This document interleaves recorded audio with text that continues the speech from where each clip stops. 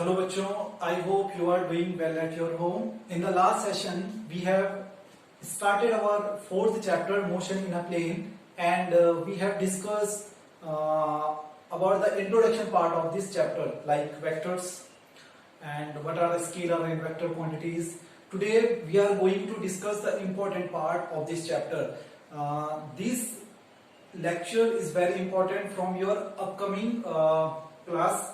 Like 12th, you will use the law. There are the two types of the law. The first one is the triangular law of vector addition and the second one is the parallelogram law of vector addition. ये दोनों ही law आप लोगों के काम आएंगे. तो triangle law of vector addition को सबसे पहले स्टार्ट करते हैं कि triangle law of vector addition होता क्या है.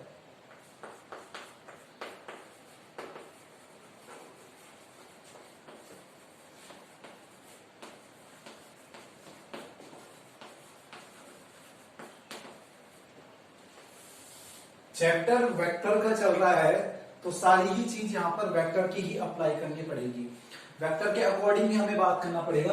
तो triangle law of vector addition की हम बात कर रहे हैं. तो triangle law of vector addition में क्या करें, डेफिनेटली सी बात है कि अगर हम ट्रायंगल ले रहे हैं तो ट्रायंगल से ही रिलेटेड कुछ ना कुछ यहाँ पर हमारा ज्योमेट्री बनने वाली है. तो इस लॉ के अकॉर्डिंग ये क्या बात करता है कि हमारे पास जो ट्रायंगल की दो साइड्स होंगी, the two sides of a triangle is, या हम कह सकते हैं कि the magnitude and the direction of the two vectors is represented by the two sides of a triangle. Then the resultant of these two vectors will be determined by the third side of this triangle. तो ये हम लोगों के बाद observe हो जाएगा कि triangle law में हम किस तरह करते हैं. देखो हमारे पास क्या होगा कि कोई दो वेक्टर से, एक वेक्टर हमारे पास ए दे रखा है और दूसरा वेक्टर हमारे पास बी दे रखा है. तो इस लॉ को हम अप्लाई किस तरह से करेंगे, हम यहाँ पर दो साइड्स ले लेते हैं. इसको हम हेड टू टेल लॉ भी कहते हैं. हेड टू टेल लॉ भी कहा जाता है इसको. और हेड टू टेल का लॉ का मतलब मैं समझाता हूं अभी कि ये हो गया इसका टेल और ये हो गया इसका हेड. यानी कि अब जो नेक्स्ट वेक्टर मैं इसके साथ ऐड करने जा रहा हूं उसका यहां पर क्या होना चाहिए, टेल होनी चाहिए. क्योंकि हेड हमारे पास है, अब हमें टेल चाहिए तो हम इसकी टेल को यहां पर ऐड कर देंगे. तो ये हमारे पास सेकंड वेक्टर ऐड हो गया. तो ये हो गया हमारे पास first vector A and the second vector B. अब जब रिजल्टेंट हमें ड्रॉ करना होगा तो रिजल्टेंट हमेशा होगा tail to tail and head to head. तो यहां पर इस वेक्टर से इनिशिएट करेंगे तो उस रिजल्टेंट वेक्टर का जो टेल होगा वो इसके टेल से मैच करेगा और उसका हेड इसके हेड से मैच करेगा, जो हमारा फाइनल वेक्टर रहेगा यहाँ पर. और ये हमारे पास रिजल्टेंट आ जाएगा. तो रिजल्टेंट हो जाएगा इसका vector A plus vector B. तो ये होता है triangle law of vector addition. एक और चीज यहां पर आप लोगों को ध्यान रखनी है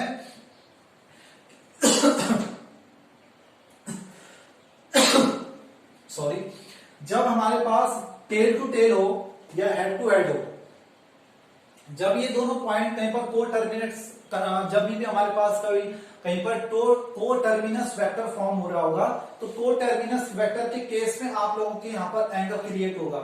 और जहां पर को टर्मिनस वेक्टर नहीं बन रहे वहां पर आप एंगल ले ही नहीं सकते. यानी कि जब हम इसका क्या करेंगे, एनालिटिकल व्यू देखेंगे तो एनालिटिकल ट्रीटमेंट में हम लोग यहाँ पर एंगल फॉर्म नहीं कर सकते क्योंकि ये हेड हो गया और ये टेल हो गया. तो हेड और टेल के यहाँ पर एंगल फॉर्म ही नहीं हो सकता. ठीक है. अब इसके बाद सेकंड आता है parallelogram law of vector addition.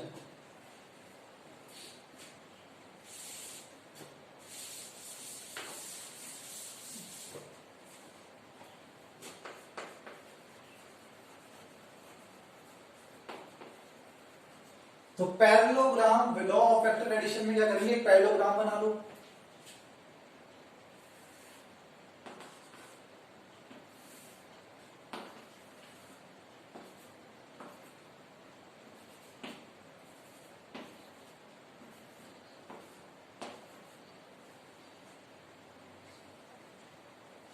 ये हमारे पास एक पैरेललोग्राम है.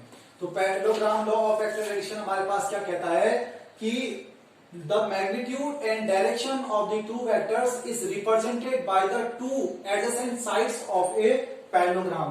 ये adjacent sides हैं जो इन दोनों को ही रिप्रेजेंट, इन दोनों जो ये दो साइड्स हैं ये रिप्रेजेंट कर रही है दो वेक्टर्स को। मानकर चलो ये वेक्टर ए को रिप्रेजेंट कर रहा है और ये वेक्टर बी को रिप्रेजेंट कर रहा है। तो ये कहता है कि the diagonal of that vector या the diagonal of that parallelogram will represent its resultant. तो अगर हम यहां पर इसको ऐसे ड्रॉ कर देंगे तो ये इसके रिजल्टेंट को ड्रॉ कर देगा। और अगर आप ध्यान से देखो इस वाले पोर्शन को अगर हम हटा दें तो ये ट्रायंगल लॉ बन गया, यहाँ पर ये ट्रायंगल फॉर्म कर रहा है। तो यानी कि रिजल्टेंट हमारे पास सेम वही दिख रहा है ना। मैंने क्या कहा था, head to tail and head to head, opposite sides of a parallelogram are equal. तो बी वेक्टर यहाँ पर भी काम करेगा। तो ए वेक्टर ये रहा, बी वेक्टर है, तो उसका रिजल्टेंट ये आ गया। तो इस समय भी रिजल्टेंट कितना बन रहा है हमारे पास, ए प्लस बी। तो ये हमारे पास आ गया triangle law of vector addition. Triangle law of vector addition में कुछ केसेस आते हैं कि अगर थीटा हमारे पास 0 डिग्री है, थीटा हमारे पास 180 डिग्री है या थीटा हमारे पास 90 डिग्री है, तो उस वाले केस में हम किस तरह से इन चीजों को ऑब्जर्व कर सकते हैं उसको अभी हम आगे डिस्कस करेंगे। अब हमारे पास तीसरा आता है polygon law of vector addition. Polygon का मतलब हो गया पॉलीगन ले लेना है, यानी कि बहुत सारे उसमें एंगल्स फॉर्म कर रहे हैं, मल्टी साइड्स हैं उसकी, तो पॉलीगन बनाते हैं। अब मान के चलो हमारे पास यहां पर इस समय क्या कर रखा है, चार वेक्टर दे रखे हैं, vector A, vector B, vector C, vector D. ये हमारे पास चार वेक्टर्स हैं और हमसे कहा जाता है कि अब पता करो कि law of vector addition apply करना है। तो लॉ ऑफ वेक्टर एडिशन के लिए हमें पता है हेड टू टेल लॉ से चलेंगे हम। तो हेड टू टेल लॉ को बात करते हैं। तो मैं पहले वेक्टर ए को लेता हूं, ये मैंने वेक्टर ए ड्रॉ कर लिया। तो वेक्टर ए ड्रॉ कर दिया, फिर वेक्टर बी को ड्रॉ कर दिया, देख रहे हो ना, head to tail, head to tail, head to tail. ये हो गया vector A, vector B, vector C and vector D. अब यहां से सीधा ज्वाइन कर दो इसको इस तरह से, तो ये हो जाएगा हमारे पास रिजल्टेंट। अब रिजल्टेंट कितना होगा इसका उस चीज को देखते हैं। Polygon law of vector addition क्या कह रहा है ये, कि जो क्लोजिंग साइड्स होगी इसकी, आपने क्या करना है कि पॉलीगन की जो साइड्स है वहां पर उन वेक्टर्स को रिप्रेजेंट कर देना है, और जो क्लोजिंग साइड होगी उस पॉलीगन की वो रिप्रेजेंट करेगी इसके रिजल्टेंट को। तो हमारे पास कैपिटल आर यहाँ पर फाइंड आउट हो जाएगा। तो आप आसानी से कैपिटल आर को यहाँ पर निकाल सकते हैं। देखो अब सबसे पहले इसका बना देंगे हम रिजल्टेंट, इन दोनों वेक्टर्स का। इन दोनों वेक्टर्स का रिजल्टेंट आ जाएगा ए प्लस बी। अब ये वाला और ये वाला काम करेगा इस वाले के लिए, ये बना देगा रिजल्टेंट कितना, a प्लस बी प्लस सी।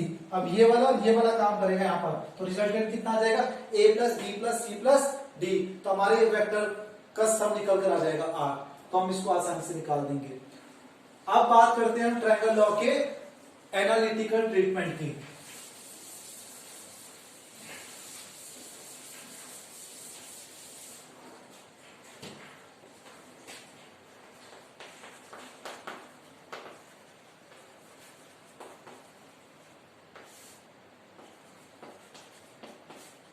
तो ट्रायंगल लॉ के वेक्टर एडिशन का एनालिटिकल व्यू देखते हैं।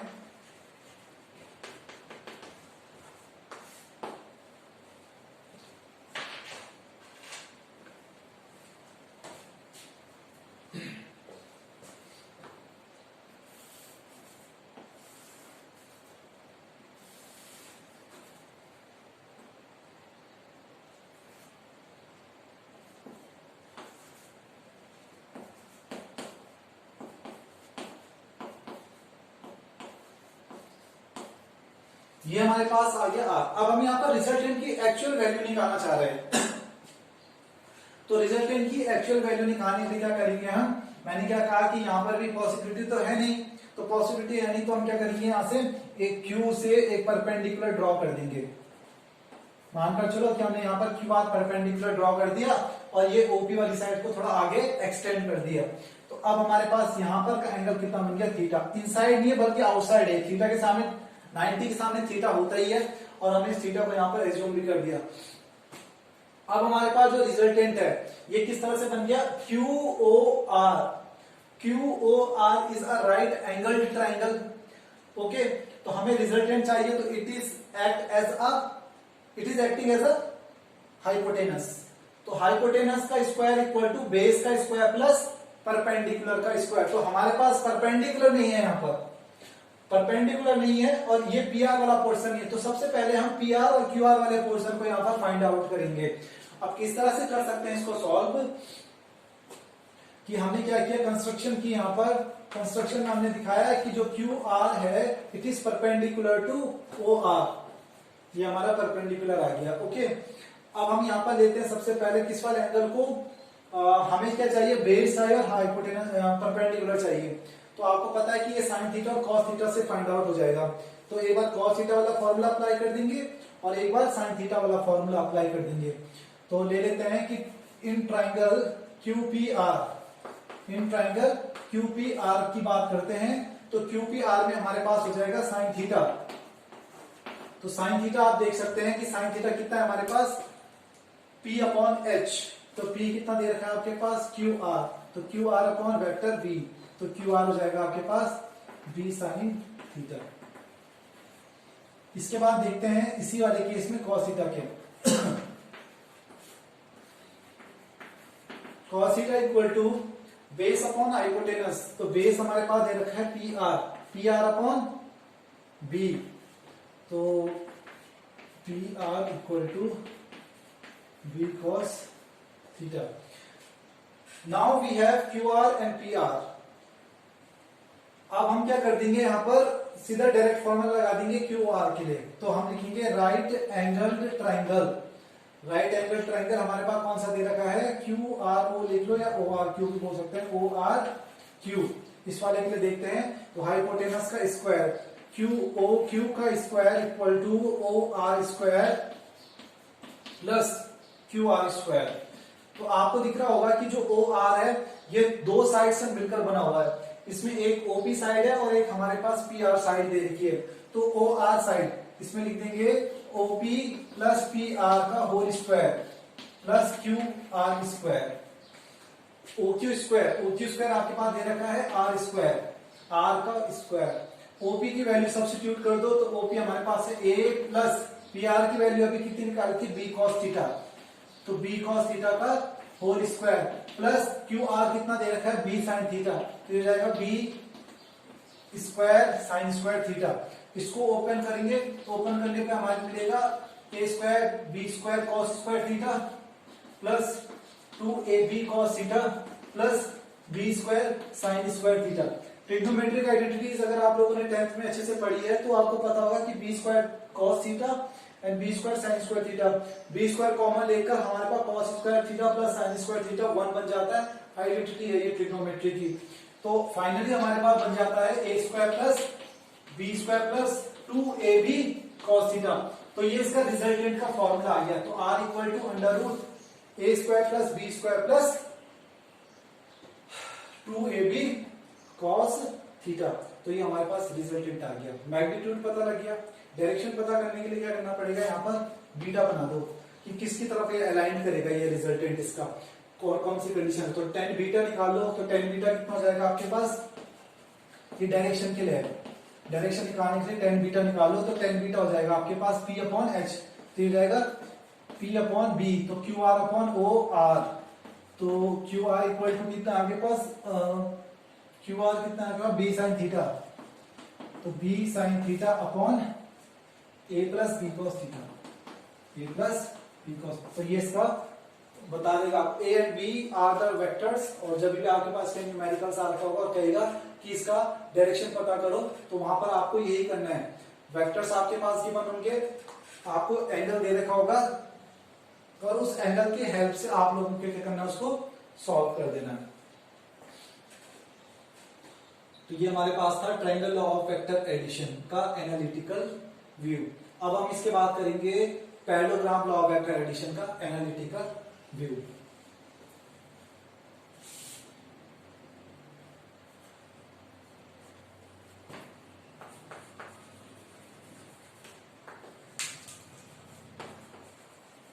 देखिए parallelogram law of vector addition किस तरह से कर लेंगे, इसको ही हम पैरेललोग्राम बना देते हैं यहां से पूरा।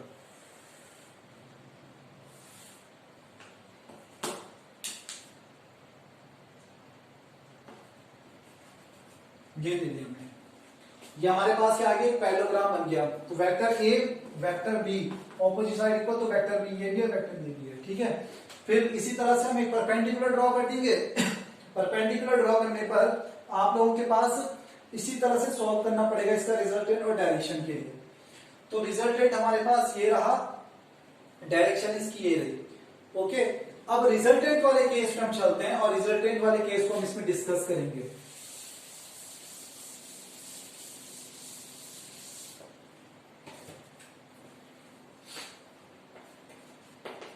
इसका रिजल्टेंट आ जाता है under root A square plus B square plus 2ab cos theta, okay. पहला केस लेते हैं थीटा को 0 डिग्री। पहला केस है हमारे पास थीटा इक्वल टू 0 डिग्री। तो जब थीटा आपने 0 डिग्री रखा है तो उस केस में आपके पास आर आ जाएगा under root A square plus B square, A plus B का होल स्क्वायर, तो ये बच जाएगा ए प्लस बी। दिख रहा है आपको? cos 0 इक्वल टू 1, ये बनेगा A square plus B square plus 2ab। तो ए प्लस बी का होल स्क्वायर का फॉर्मूला बन गया। तो ए प्लस बी का होल स्क्वायर का अंडर रूट निकालोगे तो ए प्लस बी बनता है। तो ये इस समय काम करेगा as a sum of two vectors. अगर हम इनको थीटा को 0 डिग्री कर दे, यानी कि ये दोनों वेक्टर सेम अलाइंड है, ये कुछ इस तरह से काम कर रहे होंगे उस समय। तो इस समय इनका जो रिजल्टेंट बनकर आएगा वो कितना रहने वाला है, ये 0 डिग्री है, तो इस समय जो आर होगा वो कितना हो जाएगा, ए प्लस बी, सेम डायरेक्शन में। दूसरा केस हम डिस्कस करते हैं, थीटा को 90 डिग्री ले लेते हैं यहाँ। जब आपका थीटा 90 डिग्री होगा तो ये कुछ वेक्टर इस तरह से रहने वाले हैं ऐसे में।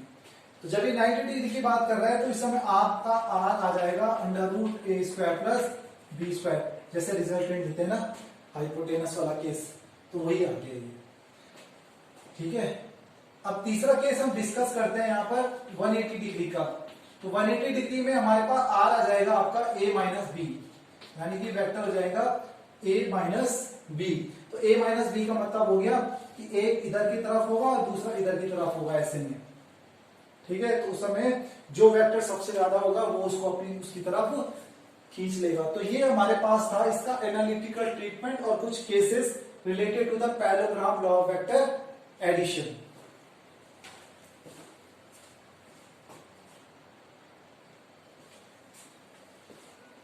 इसके बाद हमारा जो नेक्स्ट टॉपिक है वो है rectangular components of a vector.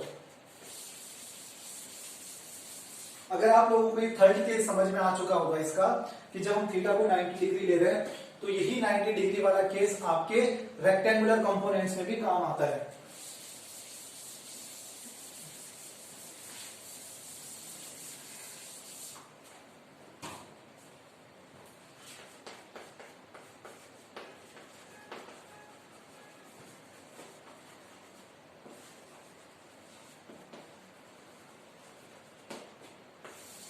तो रेक्टेंगुलर किस तरह से काम करेगा,